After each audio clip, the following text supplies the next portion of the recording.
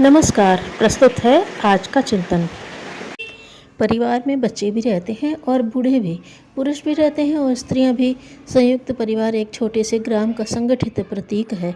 आजकल संयुक्त परिवारों का भले ही विघटन हो रहा हो और विवाह के तुरंत बाद ही युवा दंपति घर से अलग हो जाते हों, परंतु वृद्ध माता पिता से उनका संबंध एकदम टूट नहीं जाता।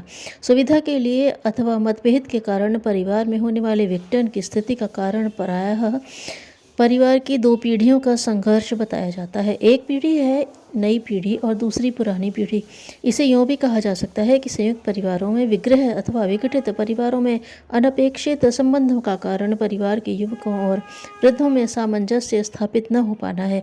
इसके लिए दोनों पक्षों से अपनी स्थिति स्पष्ट करने के लिए कहा जाए तो युवा सदस्य घर के वृद्ध सदस्यों को का ही दोष बताएंगे और वृद्ध व्यक्ति युवकों के मत्थे ही इस स्थिति की जिम्मेदारी मढ़ देंगे। वृद्ध व्यक्ति अपनी पिछली मान्यताओं के आधार पर सारी युवा पीढ़ी को ही गलत और भटकी हुई ठहराते हैं, तो युवक वृद्धों के समय के साथ न बदलने की शिकायत कर उन्हें उपेक्षा, तिरस्कार और व्यर्थ हो जाने की दृष्टि से देखते रहते हैं। परिणाम यह होता है कि घर के बड़े बूढ़ों से उनके अनुभव का जो लाभ युवक उठा सकते हैं, वह लाभ उन्हें नहीं मिल पाता और युवकों से सम्मान, आदर और श्रद्धा प्राप्त कर वृद्ध व्यक्ति अपनी वृद्धावस्था को आनंदपूर्ण बना सकते हैं, वह नहीं बना पाते। परिवार में बूढ़ों की तानाशाही और युवकों की उच्छृंखलता का एक दूसरे पर दोषारोपण करना यदि परस्पर सहयोग करने लगे तो घर में स्वर्ग का वातावरण बन सकता है। स्वर्ग का अर्थ यही तो है, न कि जहाँ सब सुख शांति और प्रेम पूर्वक रहते हों। सुख शांति की स्थापना वहीं हो सकती है जहाँ परस्पर प्रेम, सौहार्द और सौजन्य आपस के व्यवहार में झलकता हो। किंतु अधिकांश भारतीय परिवारों में वृद्ध सदस्य एक व्यर्थ का बोझ, बेकार का प्राणी समझा जाता है, तो वृद्धों की दृष्टि में दूसरे लोग नासमझ और मूर्ख बने रहते हैं। दोनों में कहीं कोई तालमेल स्थापित नहीं हो पाता। इसीलिए आज परिवारों में पीढ़ियों का संघर्ष रात दिन चलता रहता है। इसके लिए किसी एक पक्ष को दोषी नहीं ठहराया जा सकता। युवा सदस्यों की शिकायतें भी अपने स्थान पर सही हैं और वृद्ध सदस्यों के तर्क भी अपनी जगह पर ठीक हैं। वृद्धों के संबंध में आमतौर पर यह शिकायत की जाती है कि वे समय के अनुसार नहीं बदलते और घर के अन्य सदस्यों पर अपनी बात मनवाने के लिए दबाव डालते रहते हैं। यह शिकायत प्रायः ठीक भी होती है। प्रायः देखा जाता है कि रिटायर होने के बाद शरीर से न कोई काम होने की स्थिति रहने पर अथवा संतानों द्वारा परिवार की व्यवस्था संभाल लेने के बाद वृद्ध व्यक्तियों के पास कोई काम नहीं रह जाता और वे घर की छोटी मोटी बातों में मीन मेख निकालने, बच्चों से लेकर वयस्क सदस्यों तक सबकी आलोचना करने लगते हैं। गलतियां बताने अथवा आलोचना करने का ढंग परामर्श परक रहे तो भी कोई समस्या न होती। संबंधों में तनाव पैदा होने की स्थिति तब बनती है जब वृद्ध व्यक्ति घर के अन्य सदस्यों को सीख कम देते हैं, आलोचना अधिक करते हैं। हर बात पर नुक्ताचीनी करने की आदत परिवार के अन्य सदस्यों पर एक आतंक मिश्रित उपेक्षा की प्रतिक्रिया करने लगती है।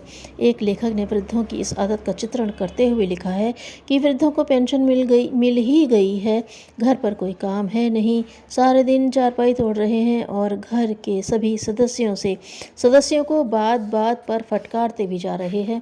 यहाँ तक कि छोटे बच्चों पर भी बात बात पर रौब झाड़ते हैं। इस प्रवृत्ति के स्थान पर यदि वृद्ध व्यक्ति अपनी गरिमा बनाए रखें और परिवार के लोगों की नुक्ताचीनी के स्थान पर उनके साथ सहयोग का रुख अपनाएं और उन्हें अपने अनुभव का लाभ उठाने दें, तो न केवल परिवार में उनका महत्वपूर्ण स्थान रहेगा, वरन उन्हें श्रद्धा और सम्मान की दृष्टि से देखा जाएगा।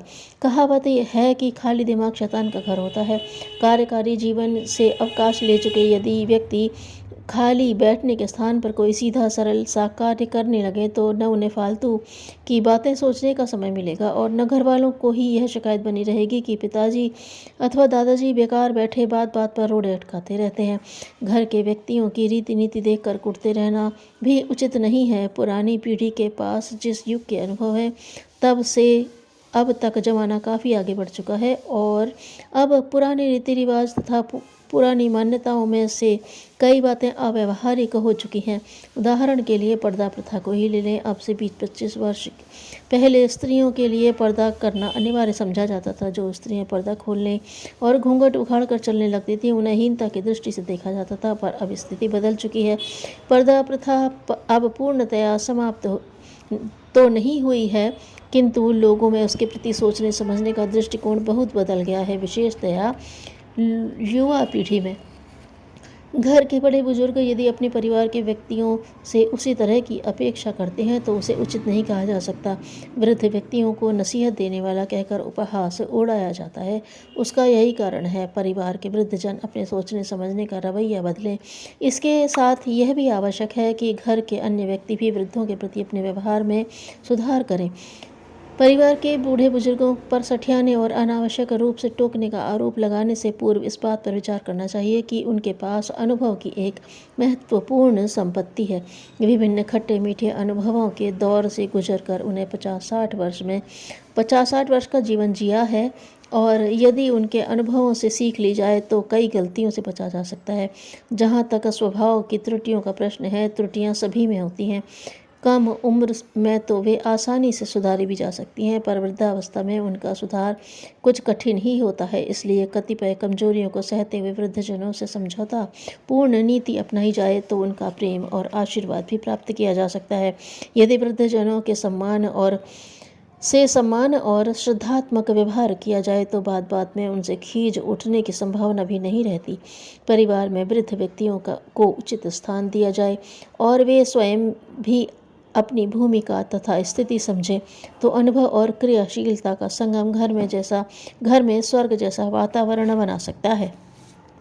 शुभ विचार, शुभ भावना और शुभ कार्य मनुष्य को सुंदर बना देते हैं। धन्यवाद।